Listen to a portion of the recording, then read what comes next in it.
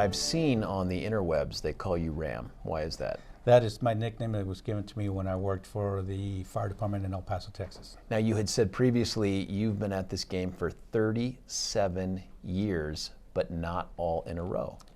1 day break in those 37 years. So in 2007, I retired from El Paso Fire as a Battalion Chief. Saturday at midnight. Monday morning, I started the Fire Academy, 19-week academy in Las Cruces, New Mexico. So I went from Battalion Chief back down to Cadet. Why Sunland Park? What makes this place unique? So Sunland Park is a very small community, but it's literally right next door to El Paso, Texas. It's across the street from El Paso, Texas. As a matter of fact, a lot of our homes, half of it is in Texas, half of it is in New Mexico. We have areas where one house is in Texas, the next house is in New Mexico. So we are wedged in between Texas, New Mexico, and Old Mexico. And when you say Old Mexico, right through this wall, if you keep going, there is the wall.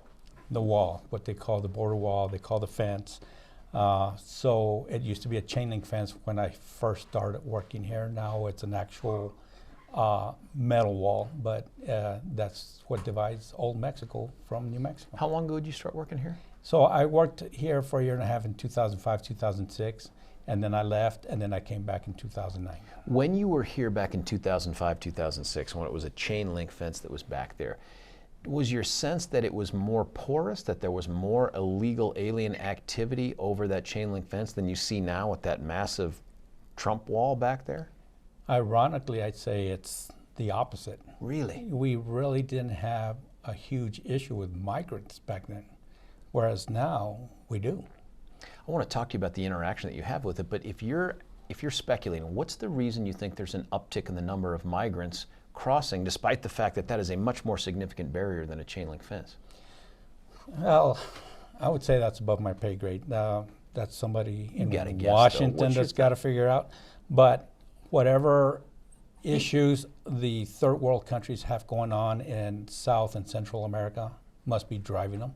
And obviously, you know, the American dream, they want to come, they want to work, they want to better their lives, so they're coming over. But I also think that the cartels are recruiting these people to come to the United States. You know, they I think, promise them easy passage, and they recruit them and bring them down to the border and help them cross over.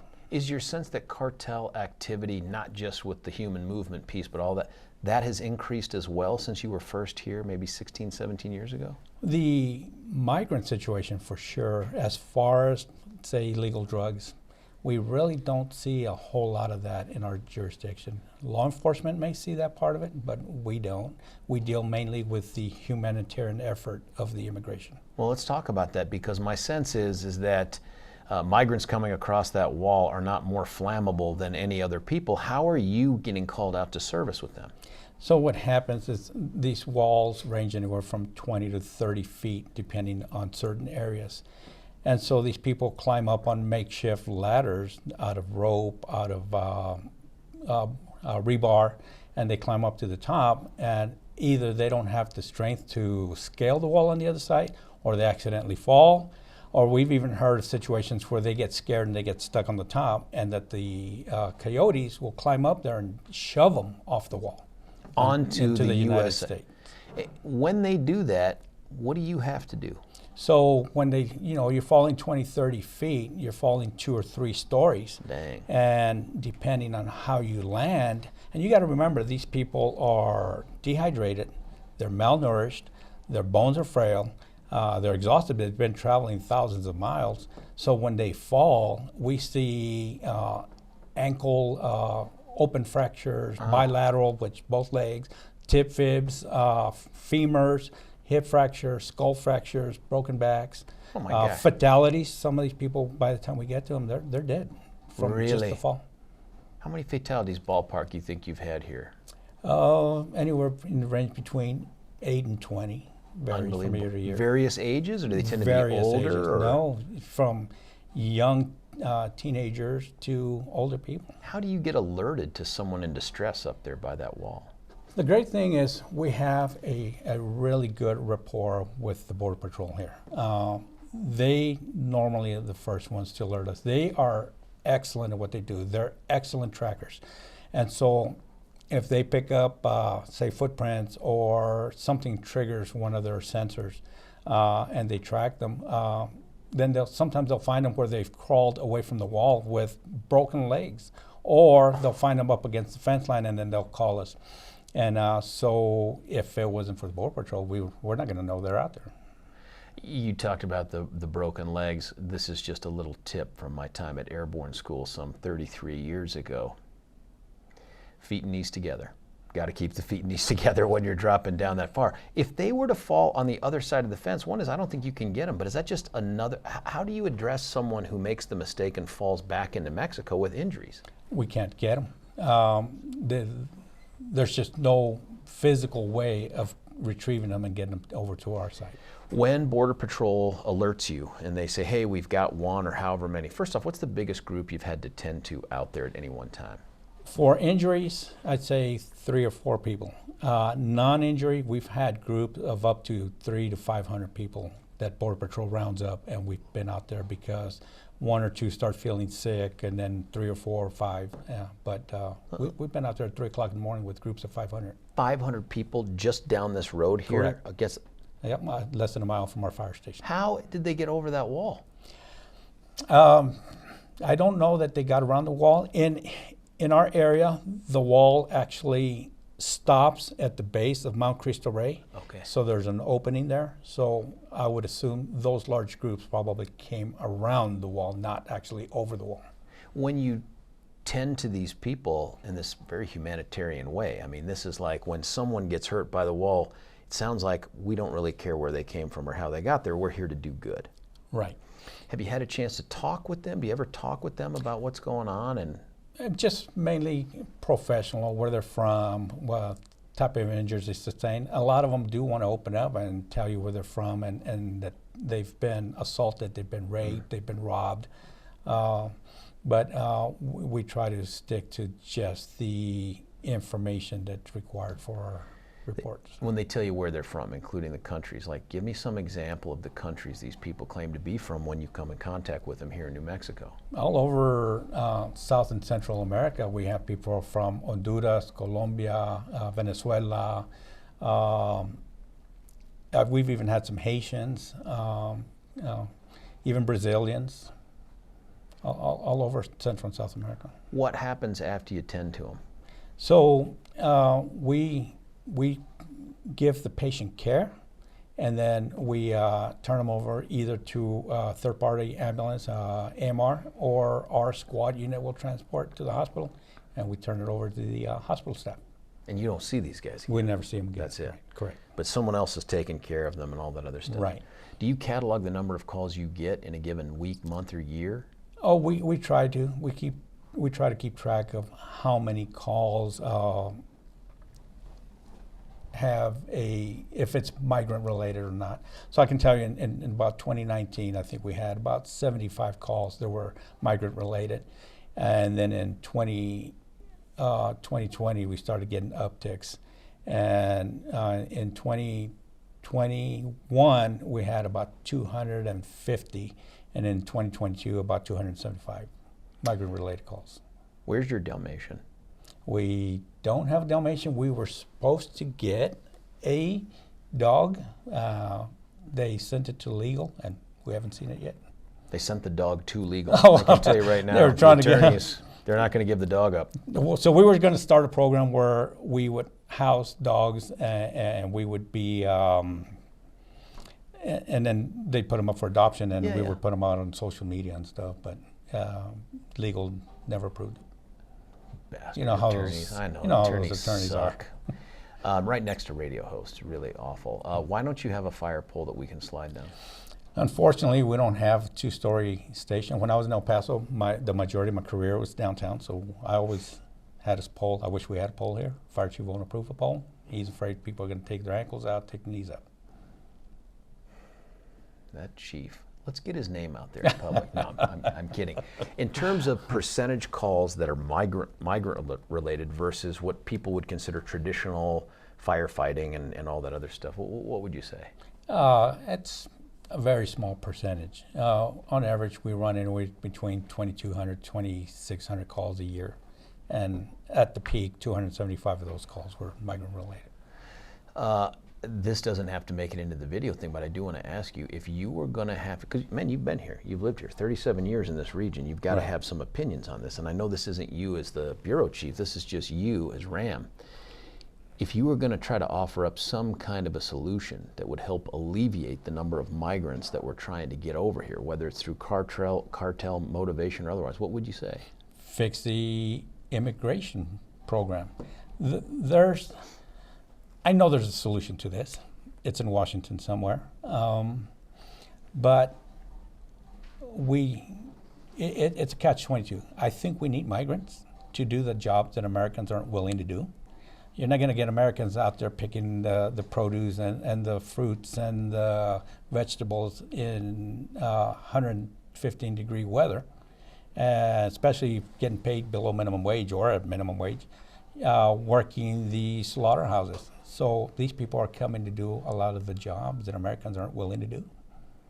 Now, you have 2 boys that have gone to our state's, one of the prime universities out there. It's the Air Force Academy. First, congratulations. Thank you. Who do you love more? No, I'm kidding.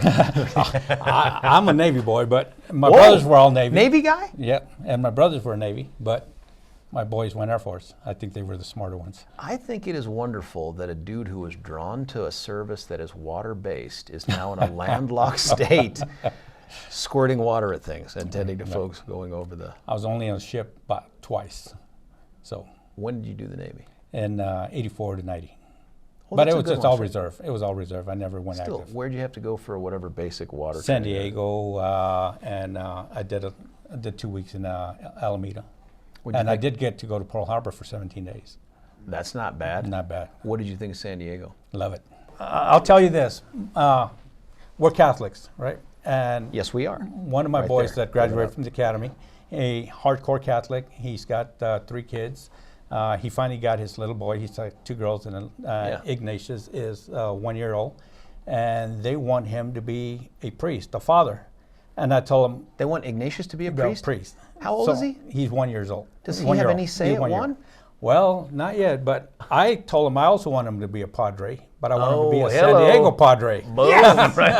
I don't want him to be a priest. I want him to be a San Diego padre. As a Yankees fan, I can tell you one is the path to salvation, the other is the San Diego Padre. I think Thomas, my 3rd oldest boy, would disagree with you because he's a hardcore Boston fan. Oh, no. Strike 2. The stab in the chest. I'm going to make Stefan jump off that wall and get hurt just so that you guys can hang out and do all of your other stuff. What is a question about the situation that you encountered down here that we just haven't asked about that you think people ought to know about? Misconception, stereotype, something? Yeah. I think the migrants get a bad rap. Are there bad people in there? Sure, of course. There's bad apples everywhere. But I think the majority of these people are good people that want to come and better their life.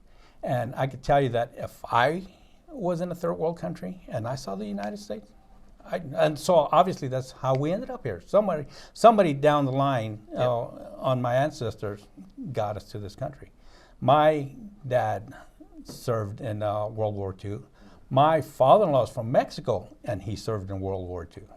That's impressive. For the United States? For the United States, absolutely. Well, that's impressive. So, it's a great country, and why wouldn't people want to Did your father-in-law come here legally, or did he serve as a vehicle? No, he came here legally, and then he served in World War II. What branch? Army. Both of them were Army. That's what I'm talking about. How about they're both buried at Fort Bliss National Cemetery. Oh, that's impressive. Both Army guys. Yes, both Army guys. What happened, black sheep of the family? As a matter of fact, that's what I am. But remember, I said me and 2 of my brothers were our Navy. Yeah, that's right. What did they do after the Army? So my dad was a custodian. My father-in-law, I didn't know till later, was a firefighter for Fort Bliss. At the time, though, it was Fort Bliss Army. It was an airport. It was an air base for the Army, and he was a firefighter there. And then when they merged and made it all Fort Bliss, and they got rid of the air base, He lost his job, and then he opened up his own company and became a tile setter. So he laid tile for a living. When he was a firefighter, were you already born, or was it before? So this is just something running through the genes. That's something we found through pictures of after he passed away. That we what drew you to the fire service?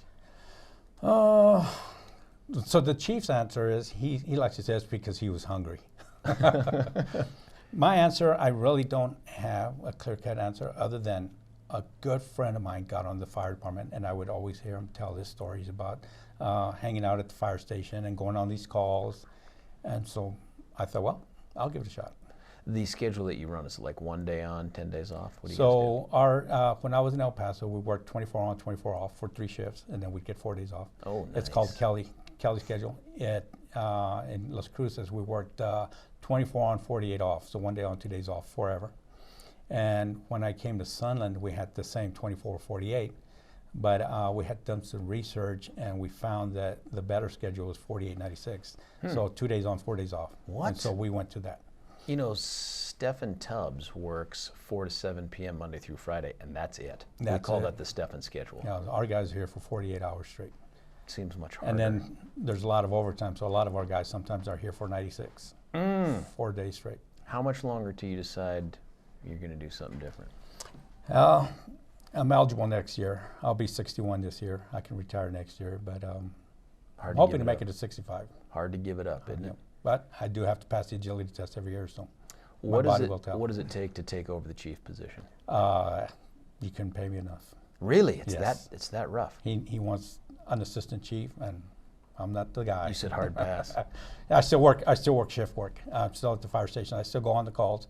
Just 2 weeks ago, we were out at a house fire at 1:30 in the morning, got back to the station at 7 o'clock in the morning. Loved it. Really? Yeah.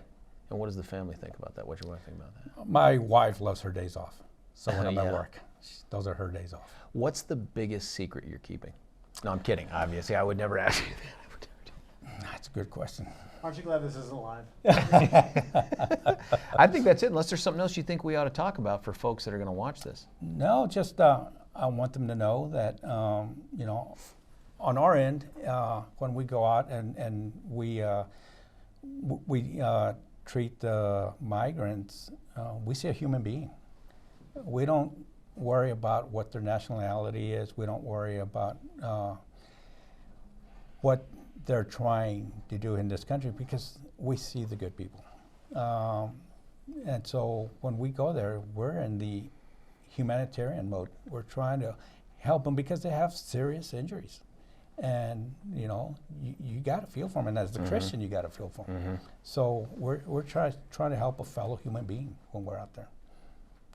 And we're treating these injuries. Chief, thanks for the time on this thing, and thanks for the great answers. Go Rockies.